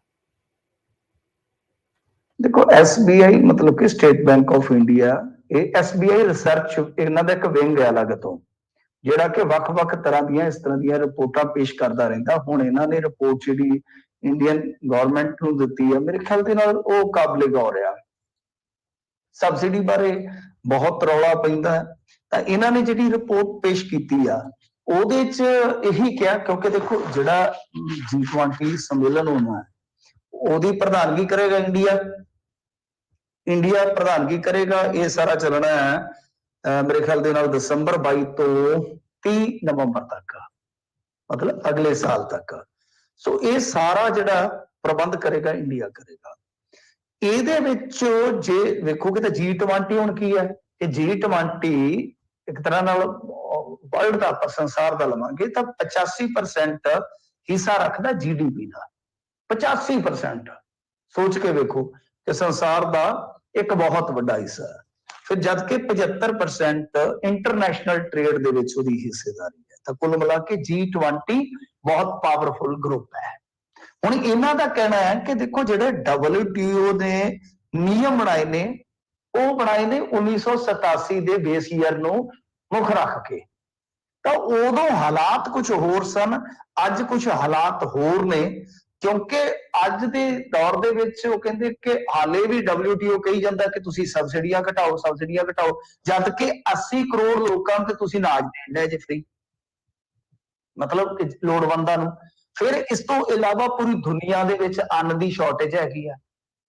ਉਹ ਇਹ ਜਿਹੜੀ ਵਾਰ-ਵਾਰ ਕਹਿੰਦੇ ਕਿ ਸਬਸਿਡੀਆਂ ਘਟਾਓ, ਤਾਂ ਉਹਦਾ ਨੇ ਫਿਰ ਇੱਕ ਡਾਟਾ ਵੀ ਦਿੱਤਾ। ਵੈਸੇ ਉਹ ਡਾਟਾ ਜਿਹੜਾ ਮੇਰੇ ਖਿਆਲ ਦੇ ਨਾਲ 16-17 ਦੀ ਰਿਪੋਰਟ ਦਾ, ਤਾਂ ਉਹਨਾਂ ਨੇ ਕਿਹਾ ਕਿ ਅਮਰੀਕਾ ਦੇ ਵਿੱਚ ਇੱਕ ਕਿਸਾਨ ਨੂੰ ਜਿਹੜੀ ਸਬਸਿਡੀ ਮਿਲਦੀ ਹੈ ਉਹ $60,586 ਹੈ। ਤਾਂ ਇੰਡੀਆ ਨੂੰ ਕਿੰਨੀ ਮਿਲਦੀ ਹੈ ਇੱਕ ਕਿਸਾਨ ਨੂੰ? $227। ਤਾਂ ਇਸ ਦੇ ਹਿਸਾਬ ਦੇ ਨਾਲ ਲਾਓਗੇ ਤਾਂ ਜਿਹੜਾ ਮਤਲਬ ਕਿ ਬਚਿਆ ਖੁਚਿਆ ਹੈ $227 ਦਾ ਫਿਗਰ, ਤਾਂ ਉਹ ਵੀ ਜੇ ਕੱਟਿਆ ਜਾਏਗਾ ਤਾਂ ਪਿੱਛੇ ਕੀ ਬਚੇਗਾ? ਉਹ ਵਾਕਿਆ ਗੱਲ ਸਹੀ ਹੈ ਉਹਨਾਂ ਦੀ। ਸਹੀ ਹੈ ਇਸ ਕਰਕੇ ਕਿਉਂਕਿ ਮਾਰਜਨਲ ਕਿਸਾਨ ਇੱਥੇ 80 ਤੋਂ 85% ਆ। ਜੇ ਉਹਨਾਂ ਦੀ ਸਬਸਿਡੀ 'ਚ ਹੋਰ ਕੱਟ ਲੱਗਦਾ ਇਹਦਾ ਮਤਲਬ ਕਿ ਜਿਹੜੇ 2-2.5 ਕਿੱਲਿਆਂ ਵਾਲੇ ਕਿਸਾਨ ਆ, ਉਹਨਾਂ ਤੇ ਜ਼ਿੰਦਗੀ ਜਿਉਣ ਦਾ ਹੀ ਬੋਝ ਪੈ ਜਾਏਗਾ ਕਿ ਉਹ ਜ਼ਿੰਦਗੀ ਕਿਵੇਂ ਜਿਉਣ, ਕਿਉਂਕਿ ਖਾਣ ਜੋਗਾ ਵੀ ਉਹਨਾਂ ਕੋਲ ਸ਼ਾਇਦ ਅਨਾਜ ਜਿਹੜਾ ਹੋਣਾ ਬੰਦ ਹੋ ਜਾਏਗਾ ਜੇ ਉਹ ਹੋਰ ਸਬਸਿਡੀਆਂ ਤੇ ਕਟੌਤੀ ਕਰੀ ਜਾਊਗੇ।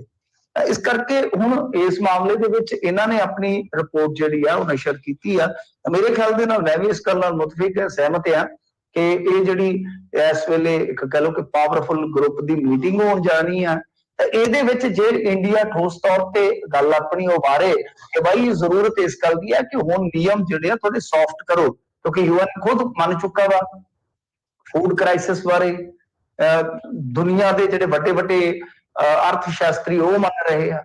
ਤਾਂ ਇਸ ਕਰਕੇ ਜਿੱਥੇ ਕਿਤੇ ਮਾੜੀ ਮੋਟੀ ਕੋਈ ਇਸ ਤਰ੍ਹਾਂ ਦੀ ਸੰਭਾਵਨਾ ਹੈਗੀ ਹੈ ਕਿ ਦੁਨੀਆ ਨੂੰ ਥੋੜਾ ਬਹੁਤਾ ਬਚਾਇਆ ਜਾ ਸਕਦਾ ਕੰਟਰੀਬਿਊਟ ਕਰਕੇ, ਕਿ ਉੱਥੇ ਵੱਧ ਤੋਂ ਵੱਧ ਸਬਸਿਡੀ ਦਿੱਤੀ ਜਾਵੇ। ਸਮਾਂ ਦੀ ਘਟਾਉਣੀ ਜਾਂ ਖਤਮ ਕਰਨੀ, ਇਹ ਤਾਂ ਬਿਲਕੁਲ ਮਾਰਜਨਲ ਕਿਸਾਨ ਵਾਸਤੇ ਤਾਂ ਬਹੁਤ ਬਹੁਤ ਵੱਡਾ ਝਟਕਾ ਹੋਏਗਾ।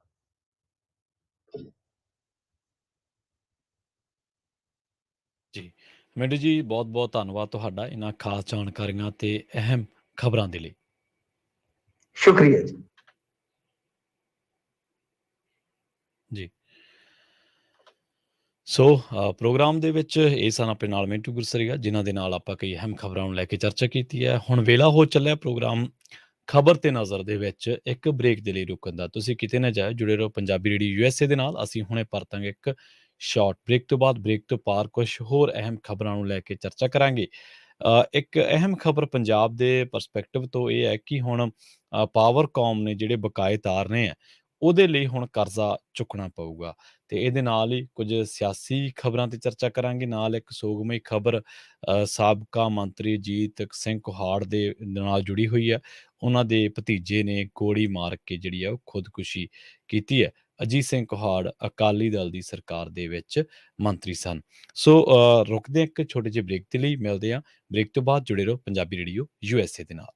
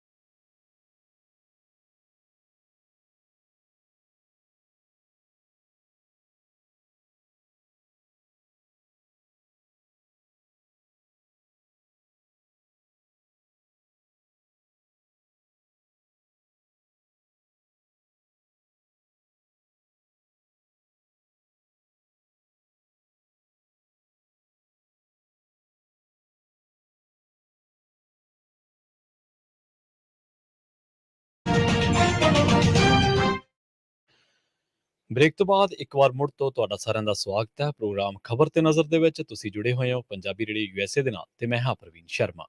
ਪ੍ਰੋਗਰਾਮ ਦੇ ਵਿੱਚ ਅੱਗੇ ਕੁਝ ਹੋਰ ਅਹਿਮ ਖਬਰਾਂ ਦੇ ਬਾਰੇ ਗੱਲਬਾਤ ਕਰਦੇ ਹਾਂ। ਸ਼ੁਰੂਆਤ ਕਰਾਂਗੇ ਪਾਵਰਕੌਮ ਤੋਂ।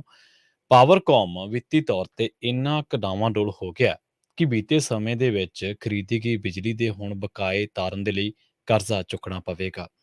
1 ਸਤੰਬਰ ਤੋਂ ਖਪਤਕਾਰਾਂ ਦੇ ਜ਼ੀਰੋ ਬਿੱਲ ਆਉਣੇ ਹਾਲੇ ਬਾਕੀ ਨੇ, ਪਰ ਉਸ ਤੋਂ ਪਹਿਲਾਂ ਹੀ ਪਾਵਰਕੌਮ ਮਾਲੀ ਸੰਕਟ ਦੇ ਵਿੱਚ ਫਸ ਕੇ ਜਾਪਦਾ ਹੈ। ਉਧਰ ਕੇਂਦਰੀ ਬਿਜਲੀ ਮੰਤਰਾਲੇ ਨੇ ਸਕੰਜਾ ਇੰਨਾ ਕੁ ਕੱਸ ਦਿੱਤਾ ਹੈ ਕਿ ਪਾਵਰਕੌਮ ਖਰੀਦੀ ਗਈ ਬਿਜਲੀ ਦੇ ਬਕਾਏ ਤਾਰਨ ਦੇ ਵਿੱਚ ਕੋਈ ਢਿੱਲ ਨਹੀਂ ਵਰਤ ਸਕਦਾ। ਆਮ ਆਦਮੀ ਪਾਰਟੀ ਦੀ ਸਰਕਾਰ ਦੇ ਲਈ ਹੁਣ ਵੇਲੇ ਸਿਰ ਪਾਵਰਕੌਮ ਨੂੰ ਸਬਸਿਡੀ ਦੇਣੀ ਕਿਸੇ ਚੁਣੌਤੀ ਤੋਂ ਘੱਟ ਨਹੀਂ ਹੋਊਗੀ।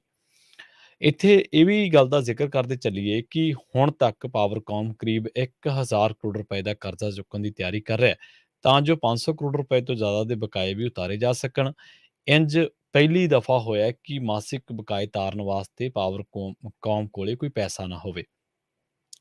ਪਹਿਲਾਂ ਹਰ ਮਹੀਨੇ ਦੇ ਤੀਜੇ ਹਫ਼ਤੇ ਤੋਂ ਪਹਿਲਾਂ ਬਕਾਏ ਕਲੀਅਰ ਕਰ ਦਿੱਤੇ ਜਾਂਦੇ ਸਨ। ਪਾਵਰਕੌਮ ਸਿਰ ਪਹਿਲਾਂ ਹੀ 17,000 ਕਰੋੜ ਰੁਪਏ ਦਾ ਕਰਜ਼ਾ ਚੜ ਚੁੱਕਿਆ ਹੈ। ਐਤਕੀ ਤਾਂ ਕੋਲਾ ਖਰੀਦਣ ਲਈ ਵੀ 500 ਕਰੋੜ ਰੁਪਏ ਦਾ ਕਰਜ਼ਾ ਚੁੱਕਣਾ ਪਿਆ ਸੀ। ਪਾਵਰਕੌਮ ਦੀ ਖਪਤਕਾਰਾਂ ਤੋਂ ਆਮਦਨੀ ਬੰਦ ਹੋਣੀ ਸ਼ੁਰੂ ਹੋ ਗਈ ਹੈ ਅਤੇ 27 ਜੁਲਾਈ ਤੋਂ 300 ਯੂਨਿਟ ਪ੍ਰਤੀ ਮਹੀਨਾ ਮੁਫਤ ਵਾਲੇ ਬਿਜਲੀ ਬਿੱਲ ਜਾਰੀ ਹੋਣੇ ਸ਼ੁਰੂ ਹੋ ਜਾਣਗੇ। ਨਵੀਂ ਆਮਦਨ ਰੁਕ ਗਈ ਹੈ ਅਤੇ ਦੂਜੇ ਪਾਸੇ ਬਿਜਲੀ ਸਬਸਿਡੀ ਨਵੇਂ ਅਨੁਪਾਤ ਦੇ ਨਾਲ ਪਾਵਰਕੌਮ ਨੂੰ ਜਾਰੀ ਨਹੀਂ ਕੀਤੀ ਜਾ ਰਹੀ। ਇਸ ਹਫ਼ਤੇ ਸਰਕਾਰ ਨੇ 200 ਕਰੋੜ ਦੀ ਸਬਸਿਡੀ ਪਾਵਰਕੌਮ ਨੂੰ ਜਾਰੀ ਕੀਤੀ ਹੈ। ਪੰਜਾਬ ਸਰਕਾਰ ਨੂੰ ਜ਼ੀਰੋ ਬਿੱਲ ਦੇ ਲਾਗੂ ਹੋਣ ਤੋਂ ਬਾਅਦ ਸਾਲਾਨਾ 18,000 ਕਰੋੜ ਰੁਪਏ ਦੀ ਬਿਜਲੀ ਸਬਸਿਡੀ ਤਾਰਨੀ ਪਵੇਗੀ। ਪੰਜਾਬ ਸਰਕਾਰ ਦੇ ਵੱਲ ਪੁਰਾਣੀ ਸਬਸਿਡੀ ਵੀ ਕਰੀਬ 9,000 ਕਰੋੜ ਦੀ ਬਕਾਇਆ ਖੜੀ ਹੈ। ਪਾਵਰਕੌਮ ਅਜਿਹੇ ਹਾਲਾਤ ਦੇ ਬਾਵਜੂਦ ਬਿਜਲੀ ਦੀ ਰਿਕਾਰਡ ਮੰਗ ਦੀ ਪੂਰਤੀ ਕਰ ਰਿਹਾ। ਪਹਿਲੀ ਦਫਾ ਹੋਇਆ ਕਿ ਅਗਸਤ ਦੇ ਵਿੱਚ ਬਿਜਲੀ ਦੀ ਮੰਗ 14,000 ਮੈਗਾਵਾਟ ਨੂੰ ਪਾਰ ਕਰ ਗਈ ਹੈ ਅਤੇ ਬਿਜਲੀ ਦੀ ਮੰਗ 14,300 ਮੈਗਾਵਾਟ ਰਹੀ ਹੈ। ਮਾਹਰਾਂ ਦੇ ਮੁਤਾਬਕ ਆਮ ਤੌਰ ਤੇ ਜੂਨ ਜੁਲਾਈ ਦੇ ਨਾਲੋਂ ਅਗਸਤ ਦੇ ਵਿੱਚ ਬਿਜਲੀ ਦੀ ਮੰਗ ਘਟਦੀ ਹੈ, ਪਰ ਇਸ ਵਾਰ ਉਲਟਾ ਹੋ ਰਿਹਾ ਹੈ। ਪਾਵਰਕੌਮ ਸਾਰੇ ਵਸੀਲਿਆਂ ਤੋਂ ਬਿਜਲੀ ਦੀ ਮੰਗ ਪੂਰੀ ਕਰ ਰਿਹਾ, ਜਿਸ ਕਰਕੇ ਪਾਵਰ ਕੱਟ ਲੱਗਣ ਦੀ ਕੋਈ ਖਬਰ ਨਹੀਂ ਹੈ। ਬਿਜਲੀ ਦੀ ਮੰਗ ਇਸੇ ਰਫ਼ਤਾਰ ਦੇ ਨਾਲ ਵੱਧ ਗਈ ਤਾਂ ਪਾਵਰਕੌਮ ਨੂੰ ਬਿਜਲੀ ਖਰੀਦ ਕਰਨ ਤੇ ਹੋਰ ਵਾਧੂ ਖਰਚਾ ਕਰਨਾ ਪਵੇਗਾ। ਕੇਂਦਰੀ ਬਿਜਲੀ ਮੰਤਰਾਲੇ ਨੇ 3 ਜੂਨ ਨੂੰ ਇਲੈਕਟ੍ਰਿਸਿਟੀ ਰੂਲਜ਼ 2022 ਬਣਾਏ ਨੇ, ਜਿਨ੍ਹਾਂ ਦੇ ਤਹਿਤ 13 ਸੂਬਿਆਂ ਦੇ ਵਿੱਚ ਬਿਜਲੀ ਨਿਗਮਾਂ ਨੂੰ ਕੇਂਦਰੀ ਬਿਜਲੀ ਐਕਸਚੇਂਜ ਤੋਂ ਵਿੱਚੋਂ ਇਸ ਕਰਕੇ ਬਿਜਲੀ ਖਰੀਦਣ ਤੇ ਵੇਚਣ ਤੇ ਪਾਬੰਦੀ ਲਗਾਈ ਹੈ ਕਿਉਂਕਿ ਉਹਨਾਂ ਨੇ ਬਕਾਏ ਨਹੀਂ ਤਾਰੇ ਸਨ। ਕੇਂਦਰੀ ਬਿਜਲੀ ਮੰਤਰਾਲੇ ਨੇ ਸਰਕਾਰੀ ਬੈਂਕਾਂ ਅਤੇ ਸਰਕਾਰੀ ਵਿੱਤੀ ਅਦਾਰਿਆਂ ਨੂੰ ਹਦਾਇਤ ਜਾਰੀ ਕੀਤੀ ਹੈ ਕਿ ਡਿਫਾਲਟਰ ਬਿਜਲੀ ਨਿਗਮਾਂ ਨੂੰ ਕੋਈ ਨਵਾਂ ਕਰਜ਼ਾ ਨਾ ਦਿੱਤਾ ਜਾਵੇ। ਸੋ ਇਸ ਪੂਰੀ ਖਬਰ ਨੂੰ ਜੇਕਰ ਸਮਝਣਾ ਹੋਵੇ ਤਾਂ ਇਹਨੂੰ ਦੋ ਤਰੀਕਿਆਂ ਦੇ ਨਾਲ ਸਮਝਿਆ ਜਾ ਸਕਦਾ ਹੈ। ਇੱਕ ਤਾਂ ਜਿਹੜਾ ਕੇਂਦਰ ਬਾਂਹ ਮਰੋੜੀ ਆਉਂਦਾ ਸੂਬਿਆਂ ਦੀ ਲਗਾਤਾਰ, ਔਰ ਤੁਸੀਂ ਦੇਖੋ ਕਿ ਭਗਵੰਤ ਮਾਨ ਤੇ ਕੇਜਰੀਵਾਲ ਕਦੇ ਵੀ ਫੈਡਰਲਿਜ਼ਮ ਤੇ ਗੱਲ ਨਹੀਂ ਕਰਦੇ, ਕਦੇ ਸੰਘੀ ਢਾਂਚੇ ਤੇ ਗੱਲ ਨਹੀਂ ਕਰਦੇ। ਇਹ ਉਹ ਦੱਸ ਸਕਦੇ ਕਿ ਕਿਉਂ ਨਹੀਂ ਕਰਦੇ। ਹੁਣ ਦੇਖੋ ਜਿਹੜਾ ਕੇਂਦਰੀ ਮਹਿਕਮਾ ਵਾ, ਪਿਛਲੇ ਦਿਨੀ ਅਸੀਂ ਪੰਜਾਬੀ ਰੇਡੀਓ ਯੂਐਸਏ ਤੇ ਤੁਸੀਂ ਇੱਕ ਰਿਪੋਰਟ ਵੀ ਸੁਣੀ ਹੋਣੀ ਹੈ। ਜਿਹੜਾ ਬਿਜਲੀ ਮਹਿਕਮਾ ਕੇਂਦਰ ਵਾਲਾ, ਉਹ ਸਰਕਾਰੀ ਬੈਂਕਾਂ ਤੇ ਕੇਂਦਰੀ ਵਿੱਤੀ ਅਦਾਰਿਆਂ ਨੂੰ ਹਦਾਇਤਾਂ ਜਾਰੀ ਕਰ ਰਿਹਾ ਕਿ ਡਿਫਾਲਟਰ ਬਿਜਲੀ ਨਿਗਮਾਂ ਨੂੰ ਕੋਈ ਨਵਾਂ ਕਰਜ਼ਾ ਨਾ ਦਿਓ। ਹੁਣ ਪਾਵਰਕੌਮ ਸਿਰ ਤਾਂ ਪਹਿਲਾਂ ਹੀ ਜਿਹੜਾ ਪੰਜਾਬ ਦਾ ਵਾ, ਉਹਦੇ ਸਿਰ ਤਾਂ ਪਹਿਲਾਂ ਹੀ 17,000 ਕਰੋੜ ਰੁਪਏ ਦਾ ਕਰਜ਼ਾ ਜਿਹੜਾ ਉਹ ਚੜ ਚੁੱਕਿਆ ਵਾ ਤੇ ਕੋਲਾ ਖਰੀਦਣ ਦੇ ਲਈ ਉਹਨੂੰ 500 ਕਰੋੜ ਰੁਪਏ ਦਾ ਕਰਜ਼ਾ ਚੁੱਕਣਾ ਪਿਆ ਤੇ ਹੁਣ ਕਰੀਬ 1000 ਕਰੋੜ ਉਹਨੇ ਹੋਰ ਚੁੱਕਣਾ ਵਾ।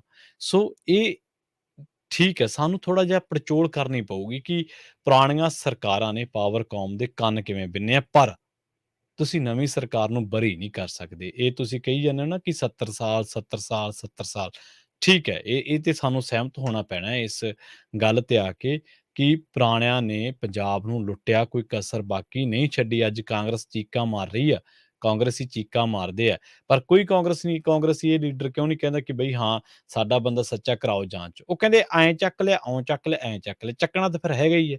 ਜਿਹੜਾ ਸਰਕਾਰ ਨੂੰ ਲੱਗਦਾ ਕਿ ਫਲਾਨਾ ਬੰਦੇ ਨੇ ਚੋਰੀ ਕੀਤੀ ਹੈ, ਫਲਾਣੇ ਬੰਦੇ ਨੇ ਧੋਖਾਧੜੀ ਕੀਤੀ ਹੈ, ਘੁਟਾਲਾ ਕੀਤਾ, ਉਹਨੂੰ ਤਾਂ ਸਰਕਾਰ ਨੇ ਚੱਕਣਾ ਹੀ, ਭਾਵੇਂ ਆਸ਼ੂ ਹੈ ਤੇ ਭਾਵੇਂ ਕੋਈ ਹੋਰ ਹੋਵੇ। ਪਰ ਰੌਲਾ ਇੱਕ ਗੱਲ ਦਾ ਹੋਰ ਦਾ ਹੈ ਕਿ ਤੁਹਾਡੀਆਂ ਮੁਫ਼ਤ ਵੰਡਣ ਵਾਲੀਆਂ ਜਿਹੜੀਆਂ ਰਿਓੜੀਆਂ ਨਾ, ਇਹ ਪੰਜਾਬ ਦੇ ਖਜ਼ਾਨੇ ਨੂੰ ਖੋਰਾ ਲਾ ਰਹੀਆਂ। ਇੱਕ ਆਮ ਆਦਮੀ ਪਾਰਟੀ ਦੇ ਵਰਕਰ ਨੇਤਾ ਹੋ ਕੇ ਨਾ ਸੋਚੋ, ਇੱਕ ਪੰਜਾਬੀ ਹੋ ਕੇ ਸੋਚੋ ਕਿ 3 ਲੱਖ ਕਰੋੜ ਦਾ ਸੂਬਾ ਕਰਜ਼ਾਈ ਹੈ ਪਹਿਲਾਂ ਹੀ ਆਪਣਾ, ਤੇ ਜੇਕਰ ਆਪਾਂ ਇਸੇ ਸਪੀਡ ਨਾਲ ਹੀ ਚੱਕ ਦੇ ਫੱਟਾ, ਮੁਫ਼ਤ ਦੀਆਂ ਰਿਓੜੀਆਂ ਕਈਆਂ ਨੂੰ ਤਾਂ ਪੰਜਾਬ ਦੇ ਵਿੱਚ ਮਿਲਦੀਆਂ ਵੀ ਨਹੀਂ, ਜਿਹੜੇ ਹੱਕਦਾਰ ਆ। ਮੁਫ਼ਤ ਦੀਆਂ ਰਿਓੜੀਆਂ ਖਾਣ ਵਾਲੇ ਤਾਂ ਕੋਈ ਹੋਰ ਹੀ ਆ। ਇਹ ਤਾਂ ਜਾਂ ਲੀਡਰ ਦਾਲ ਆ ਜਾਂਦਾ, ਜਾਂ ਬਿਊਰੋਕ੍ਰੇਸੀ, ਤੇ ਜਾਂ ਜਿਹੜੇ ਹੋਰ ਜ਼ਮਾਨੇ ਦੇ ਵਿੱਚ ਲੋਕ ਆ ਉਹ ਦਾਲ ਆ ਜਾਂਦੇ ਆ। ਅਸਲ ਲੋਕ ਤਾਂ ਵਿਰਵੀ ਰਹਿ ਜਾਂਦੇ ਆ। ਤੁਸੀਂ ਬਿਜਲੀ ਸਸਤੀ ਕਰੋ ਸਗੋਂ, ਹਰੇਕ ਬੰਦਾ ਬਿਜਲੀ ਦਾ ਬਿੱਲ ਭਰੇ। ਹੁਣ ਦੇਖੋ ਇਹ ਖਬਰ ਦਾ ਮਜ਼ਮੂਨ ਕੀ ਹੈ, ਉਹ ਕਹਿੰਦੇ ਕਿ ਜੇ ਖਬਰ ਇਹੀ ਗੱਲ ਕਹਿੰਦੀ ਆ ਕਿ ਜੇ ਪਾਵਰਕਾਮ ਦੀ ਆਮਦਨ ਰੁਕ ਗਈ ਆ, ਹੁਣ 27 ਜੁਲਾਈ ਤੋਂ 300 ਯੂਨਿਟ ਪ੍ਰਤੀ ਮਹੀਨਾ ਮੁਫਤ ਬਿਜਲੀ ਵਾਲੇ ਬਿੱਲ ਸ਼ੁਰੂ ਹੋ ਜਾਣਗੇ, ਆਮਦਨੀ ਰੁਕ ਗਈ ਹੈ, ਤੇ ਦੂਜੇ ਪਾਸੇ ਬਿਜਲੀ ਸਬਸਿਡੀ ਨਵੇਂ ਅਨੁਪਾਤ ਦੇ ਨਾਲ ਪਾਵਰਕਾਮ ਨੂੰ ਜਾਰੀ ਨਹੀਂ ਕੀਤੀ ਜਾ ਰਹੀ। ਸੋ ਹੁਣ ਪਾਵਰਕਾਮ ਦੇ ਹਾਲਾਤ ਕੀ ਹੈ ਕਿ ਮਹੀਨੇ ਦੇ ਬਕਾਏ ਤਾਰਨ ਵਾਸਤੇ ਪਾਵਰਕਾਮ ਕੋਲੇ ਕੋਈ ਪੈਸਾ ਨਹੀਂ ਹੈ। ਪਹਿਲਾਂ ਹਰ ਮਹੀਨੇ ਦੇ ਤੀਜੇ ਹਫ਼ਤੇ ਤੋਂ ਪਹਿਲਾਂ ਬਕਾਏ ਕਲੀਅਰ ਕਰ ਦਿੱਤੇ ਜਾਂਦੇ ਸਨ, ਤੇ ਕਿਉਂਕਿ ਬਿਜਲੀ ਦੇ ਬਿੱਲ ਆ ਜਾਂਦੇ ਸੀ। ਇਸ ਵੇਲੇ 17,000 ਕਰੋੜ ਰੁਪਏ ਦਾ ਕਰਜ਼ਾ ਪਾਵਰਕਾਮ ਸਿਰ, 1000 ਕਰੋੜ ਰੁਪਏ ਦਾ ਉਹਨੇ ਹੋਰ ਲੈਣਾ, 500 ਕਰੋੜ ਰੁਪਏ ਉਹਨੂੰ ਸਰਕਾਰ ਪਹਿਲਾਂ ਹੀ ਜਿਹੜੀ ਹੈ ਦੇ ਚੁੱਕੀ ਹੈ। 200 ਕਰੋੜ ਦੀ ਸਬਸਿਡੀ ਸਰਕਾਰ ਨੇ ਪਹਿਲਾਂ, ਪੰਜਾਬ ਸਰਕਾਰ ਨੇ ਉਹਨੂੰ ਜਾਰੀ ਕੀਤੀ ਹੈ। ਸੋ ਹੁਣ 18,000 ਕਰੋੜ ਰੁਪਈਆ ਤਾਂ ਪੰਜਾਬ ਸਰਕਾਰ ਨੂੰ ਉਤਾਰਨਾ ਪਊਗਾ ਸਾਲਾਨਾ, ਜੇ ਪੰਜਾਬ ਸਰਕਾਰ ਨੇ ਜ਼ੀਰੋ ਬਿੱਲ ਨੂੰ ਲਾਗੂ ਹੋਣ ਦੇਣਾ ਤਾਂ। ਔਰ ਇਹ ਦੇਖੋ ਰਿਓੜੀਆਂ ਵੰਡ ਰਹੀਆਂ, ਇਸੇ ਮਸਲੇ ਤੇ ਹੁਣ ਬਹਿਸ ਹੋ ਰਹੀ ਹੈ ਸੁਪਰੀਮ ਕੋਰਟ ਦੇ ਵਿੱਚ। ਸ਼ਾਇਦ ਬਹੁਤੇ ਲੋਕਾਂ ਨੂੰ ਇਸ ਗੱਲ ਦਾ ਇਲਮ ਨਾ ਹੋਵੇ। ਹੁਣ ਬਹਿਸ ਹੋ ਰਹੀ ਹੈ ਕਿ ਵੈਲਫੇਅਰ ਸਟੇਟ ਦਾ ਮਾਇਨਾ ਕੀ ਆ। ਵੈਲਫੇਅਰ ਸਟੇਟ ਦਾ ਮਾਇਨਾ ਮੁਫ਼ਤਖੋਰੀ ਆ। ਮੁਫ਼ਤਖੋਰੀ ਇੱਕ ਅਲੱਗ ਚੀਜ਼ ਆ, ਵੈਲਫੇਅਰਿੰਗ ਇੱਕ ਅਲੱਗ ਚੀਜ਼ ਆ। ਵੈਲਫੇਅਰਿੰਗ ਦਾ ਮਤਲਬ ਕਿ ਹਰ ਬੰਦਾ ਜੋ ਸਟੇਟ ਦਾ ਐਸਟ ਆ, ਜੋ ਸਟੇਟ ਦਾ ਵਸਿੰਦਾ ਨਾਗਰਿਕ ਆ, ਉਹਨੂੰ ਹਰ ਕੁਛ ਤਰੀਕਿਆਂ ਦੇ ਨਾਲ ਵੈਲਫੇਅਰ ਕੀਤਾ ਜਾਵੇ।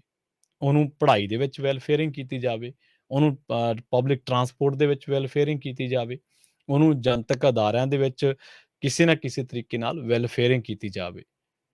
ਪਰ ਇੱਥੇ ਮੁਫ਼ਤ ਆ। ਹੁਣ ਮੁਫ਼ਤਖੋਰੀ ਤਾਂ ਇਸ ਤਰ੍ਹਾਂ ਹੀ ਰਾਜ ਨੂੰ ਖੋਰਾ ਲਾਊਗੀ ਨਾ। ਪਹਿਲਾਂ ਅਸੀਂ ਦੇਖਿਆ ਕਿਵੇਂ ਮਾੜੀਆਂ ਸਰਕਾਰਾਂ ਨੇ, ਕਿਵੇਂ ਅਕਾਲੀ ਦਲ ਨੇ ਇਹ ਸਭ ਕਾਸੇ ਦੀ ਸ਼ੁਰੂਆਤ ਕੀਤੀ। ਪਹਿਲਾਂ ਮਹਿੰਗੇ ਜਿਹੜੇ ਆ ਉਹ ਬਿਜਲੀ ਸਮਝੌਤੇ ਕੀਤੇ, ਬਿਜਲੀ ਲਓ ਨਾ ਲਓ। ਅਕਾਲੀ ਦਲ ਦੀ ਸਰਕਾਰ ਵੇਲੇ ਜਿਹੜੇ MOU ਸਾਈਨ ਕੀਤੇ ਸੁਖਬੀਰ ਬਾਦਲ ਨੇ, ਉਹਨਾਂ ਦੇ ਵਿੱਚ ਇਹ ਮੱਦ ਆ ਕਿ ਤੁਸੀਂ ਬਿਜਲੀ ਲਓ ਨਾ ਲਓ, ਪਰ ਇੱਕ ਇੰਨੀ ਪੇਮੈਂਟ ਤੁਹਾਨੂੰ ਦੇਣੀ ਪੈਣੀ ਹੈ। ਹੁਣ ਕੇਂਦਰ ਨੇ ਬਾਂਹ ਮਰੋੜ ਲਈ। ਕੇਂਦਰ ਕਹਿੰਦਾ ਕਿ ਇੰਨੀ ਬਿਜਲੀ ਪੂਲ 'ਚੋਂ ਖਰੀਦਣੀ ਪੈਣੀ ਹੈ। ਖਰੀਦਣੀ ਹੈ ਖਰੀਦੋ, ਨਹੀਂ ਖਰੀਦਣੀ ਨਾ ਖਰੀਦੋ, ਪਰ ਸਰਟੀਫਿਕੇਟ ਲੈਣੇ ਪੈਣੇ ਆ। ਸਰਟੀਫਿਕੇਟ ਪੇਡ ਆ, ਕਿੱਥੇ ਭੱਜੋਗੇ ਤੁਸੀਂ? ਸੋ ਕੁਛ ਤਾਂ ਜਿਹੜੀ ਕੇਂਦਰ ਸਰਕਾਰ ਹੈ ਨਾ, ਇਹਨੇ ਬਾਂਹ ਐਸੀ ਮਰੋੜੀ ਹੋਈ ਹੈ ਕਿ ਆਮ ਸਧਾਰਨ ਬੰਦੇ ਨੂੰ ਹਲੇ ਇਹਦਾ ਇਲਮ ਨਹੀਂ ਹੋ ਰਿਹਾ। ਪਰ ਇਹਦਾ ਇਲਮ ਹਲੇ 2023-24 ਦੇ ਵਿੱਚ ਜਾ ਕੇ ਲੋਕਾਂ ਨੂੰ ਜਮਾਂ ਪ੍ਰਤੱਖ ਚਾਨਣਾ ਹੋ ਜਾਊਗਾ ਕਿ ਅਸਲ ਦੇ ਵਿੱਚ ਰਾਜਾਂ ਕੋਲੇ ਤਾਕਤਾਂ ਕਿੰਨੀਆਂ ਹੁੰਦੀਆਂ ਸੀ।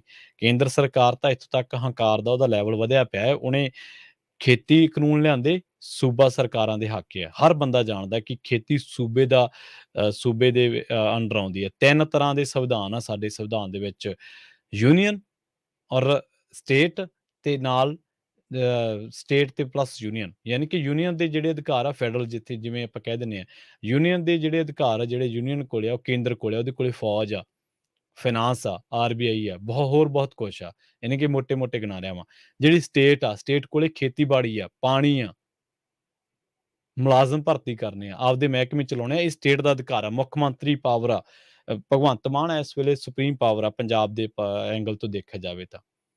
ਜਿੰਨੀਆਂ ਮੁੱਖ ਮੰਤਰੀ ਕੋਲੇ ਪਾਵਰਾਂ ਹੋਣੀਆਂ ਚਾਹੀਦੀਆਂ, ਭਗਵੰਤ ਮਾਨ ਕੋਲੇ ਖੇਤੀ ਦੀ ਪਾਵਰ ਆ, ਭਗਵੰਤ ਮਾਨ ਕੋਲੇ ਪਾਣੀ ਦੀ ਪਾਵਰ ਆ, ਪਰ ਪਾਵਰਾਂ ਕੇਂਦਰ ਨੇ ਛੱਡੀਆਂ ਨਹੀਂ। ਤੇ ਇਹ ਪਾਵਰਾਂ ਅਸੀਂ ਕੁਛ ਤਾਂ ਆਪ ਹੀ ਜਿਹੜੀਆਂ ਉਹਨਾਂ ਨੂੰ ਦੇਤੀਆਂ ਹੌਲੀ-ਹੌਲੀ। ਜਿਵੇਂ ਆਹ ਨਵੀਂ ਪਾਵਰ ਅਸੀਂ ਦੇ ਰਹੇ ਹਾਂ, ਸ਼ਹੀਦ ਭਗਤ ਸਿੰਘ ਹਵਾਈ ਅੱਡੇ ਦਾ ਨਾਂ ਪੰਜਾਬ ਦੀ ਜ਼ਮੀਨ ਆ, ਪੰਜਾਬ ਦਾ ਹੀ ਪੈਸਾ ਲੱਗਿਆ, ਪਰ ਵਿੱਚ ਨਾਂ ਕਿਵੇਂ ਪੈ ਗਿਆ? ਨਾਂ ਪਊਗਾ ਹੁਣ ਆਉਣ ਵਾਲੇ ਦਿਨਾਂ 'ਚ ਵੇਖਿਓ, ਜੇ ਪੰਜਾਬ ਨੇ ਵਿਰੋਧ ਕਰ ਲਿਆ ਤਾਂ ਹੋ ਸਕਦਾ ਮੱਤੇਵਾੜਾ ਜੰਗਲ ਵਾਂਗੂ ਇਹ ਵੀ ਮੱਤੇਵਾੜਾ ਪ੍ਰੋਜੈਕਟ ਵਾਂਗੂ ਸਰਕਾਰ ਵਾਪਸ ਲੈ ਲੇ। ਪਰ ਹੁਣ ਉਹ ਜਿਹੜਾ ਚੰਡੀਗੜ੍ਹ ਦਾ ਹਵਾਈ ਅੱਡਾ ਹੈ, ਉਹਦਾ ਨਾਂ ਪਊਗਾ ਸ਼ਹੀਦ ਭਗਤ ਸਿੰਘ ਹਵਾਈ ਅੱਡਾ,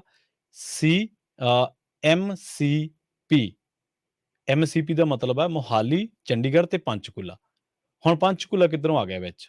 ਪੰਚਕੂਲੇ ਦਾ ਕੀ ਲੱਗਿਆ? ਪੰਚਕੂਲੇ ਦੀ ਜ਼ਮੀਨ ਆਈ ਹੈ ਵਿੱਚ, ਪੰਚਕੂਲੇ ਨੇ ਪੈਸਾ ਲਾਇਆ ਉਹਦੇ 'ਚ। ਜ਼ਮੀਨ ਤਾਂ ਚੰਡੀਗੜ੍ਹ ਦੀ ਵੀ ਹੈ ਨੀ ਗੀ, ਪੈਸਾ ਤਾਂ ਚੰਡੀਗੜ੍ਹ ਦਾ ਵੀ ਨੀ ਲੱਗਿਆ, ਪੰਜਾਬ ਦਾ ਲੱਗਿਆ ਹੈ। ਸੋ ਇਹ ਜ਼ਰੂਰੀ ਨਹੀਂ ਹੁੰਦਾ ਕਿ ਆਪਾਂ ਕਿਸੇ ਬੰਦੇ ਨੂੰ ਮੰਨ ਲਿਆ ਰੱਬ, ਤੇ ਉਸ ਤੋਂ ਬਾਅਦ ਫਿਰ ਉਹਨੂੰ ਪੁੱਛੋ ਹੀ ਨਾ, ਤੇ ਉਹਨੂੰ ਕਹੀ ਚੱਲੋ ਕਿ ਠੀਕ ਹੈ ਬਾਈ, ਜਿਹੜਾ ਤੂੰ ਕਰਤਾ ਬਸ ਸਿਰਾ ਹੀ ਹੈ। ਏਦਾਂ ਨਹੀਂ ਹੁੰਦਾ, ਏਦਾਂ ਨਹੀਂ ਸਰਕਾਰਾਂ ਚੱਲਦੀਆਂ ਹੁੰਦੀਆਂ। ਸਰਕਾਰਾਂ ਅਕਾਊਂਟੇਬਿਲਟੀ ਨਾਲ ਚੱਲਦੀਆਂ, ਤੇ ਅਕਾਊਂਟੇਬਿਲਟੀ ਪੁਰਾਣਿਆਂ ਦੀ ਨਹੀਂ ਤੈਅ ਕੀਤੀ, ਤਾਂ ਹੀ ਨਵਿਆਂ ਨੂੰ 92 ਸੀਟਾਂ ਮਿਲ ਗਈਆਂ। ਪੁਰਾਣੇ ਠੀਕ ਆ, ਹਰ ਗੱਲ ਦੇ ਵਿੱਚ ਅਸੀਂ ਪੁਰਾਣੇ ਆਉਂਦੇ ਆ, ਉਹਨਾਂ ਦੀ ਜ਼ਿੰਮੇਵਾਰੀ ਹੈ, ਅਸੀਂ ਇਸ ਗੱਲ ਤੋਂ ਭੱਜਦੇ ਨਹੀਂ ਗੇ। ਪਰ ਨਵਿਆਂ ਨੂੰ ਕੀ ਜ਼ਿੰਮੇਵਾਰੀਆਂ ਦਿੱਤੀਆਂ ਸੀ। ਸੋ ਇਹ ਮੁਫ਼ਤਖੋਰੀ ਤੇ ਵੈਲਫੇਅਰਿੰਗ ਦੇ ਵਿੱਚ ਮਹੀਨ ਜਿਹਾ ਫ਼ਰਕ ਹੈ, ਪਰ ਇਹ ਫ਼ਰਕ ਇਕਨੋਮਿਕਲੀ ਸੋਚਿਆ ਜਾਵੇ ਤਾਂ ਬਹੁਤ ਵੱਡਾ ਫ਼ਰਕ ਹੈ, ਬਹੁਤ ਜ਼ਿਆਦਾ ਵੱਡਾ। 3 ਕਰੋੜ ਆਬਾਦੀ ਹੈ ਸਾਡੀ, ਹਰ ਜੰਮਦਾ ਬੱਚਾ ਕਰਜ਼ਈ ਹੈ ਸਾਡਾ।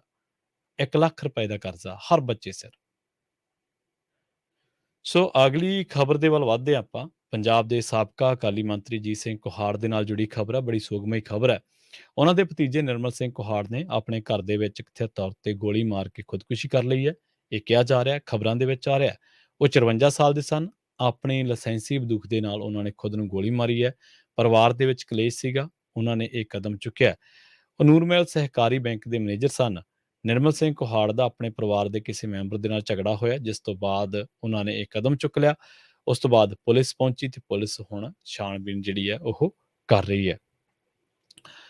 ਸੋ ਖਬਰਾਂ ਦੇ ਇਸ ਬੁਲੇਟਿਨ ਦੇ ਵਿੱਚ, ਪ੍ਰੋਗਰਾਮ ਖਬਰ ਤੇ ਨਜ਼ਰ ਦੇ ਵਿੱਚ ਇੰਨਾ ਹੀ। ਮੈਨੂੰ ਪ੍ਰਵੀਨ ਸ਼ਰਮਾ ਨੂੰ ਇੱਥੇ ਦਿਓ ਇਜਾਜ਼ਤ। ਅਗਲਾ ਪ੍ਰੋਗਰਾਮ ਤੁਹਾਡੇ ਵਾਸਤੇ ਲੈ ਕੇ ਆ ਰਹੇ ਨੇ ਹਰਜੋਤ ਸਿੰਘ ਖਾਲਸਾ ਜੀ ਤੇ ਉਹਨਾਂ ਦੇ ਨਾਲ ਹੋਣਗੇ ਰਾਜਕਰਨਵੀਰ Singh ji. Programme update America ਦੇ ਨਾਲ ਵਿਸ਼ਵ ਭਰ ਦੇ ਵਿੱਚ ਵਾਪਰੀਆਂ ਅਹਿਮ ਅਤੇ ਵੱਡੀਆਂ ਘਟਨਾਵਾਂ ਬਾਰੇ ਤੁਹਾਨੂੰ ਦੇਣਗੇ ਖਾਸ ਜਾਣਕਾਰੀਆਂ। ਜੁੜੇ ਰਹੋ ਪੰਜਾਬੀ ਰੇਡੀਓ USA ਦੇ ਨਾਲ। ਤੇ ਆਖਿਰ ਦੇ ਵਿੱਚ ਇੱਕ ਵਾਰ ਫਿਰ ਤੋਂ ਤੁਹਾਨੂੰ ਸਭ ਨੂੰ ਪਿਆਰ ਸਤਿਕਾਰ ਸਹਿਤ ਸਤਿ ਸ਼੍ਰੀ ਅਕਾਲ।